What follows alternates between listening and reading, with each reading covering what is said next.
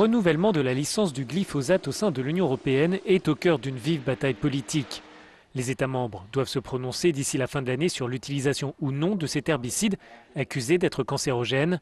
Des actions juridiques sont en cours aux États-Unis contre le Roundup de Monsanto. John Barton est agriculteur et souffre d'un lymphome. Vous avez de nombreuses images sur les effets du tabac et à partir de là, les gens peuvent prendre leur décision de fumer ou non. On vous dit, regardez ce qui arrive. Le problème avec Monsanto, c'est qu'ils ne nous ont rien dit. Avant de quitter la Californie, mon fils le plus jeune avait de graves douleurs dans les os d'une de ses jambes. Nous avons fait de nombreux examens, nous ne savons toujours pas ce qui est à l'origine de ces douleurs dans les os.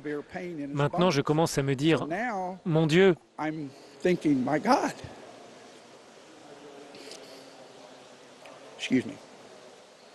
John Barton a fait le déplacement à Bruxelles avec une autre victime du glyphosate. Leurs avocats qui les accompagnent sont à l'origine des Monsanto Papers. Le point le plus dérangeant, c'est d'avoir vu comment les employés de Monsanto se vantaient sur la façon dont ils trompent le public.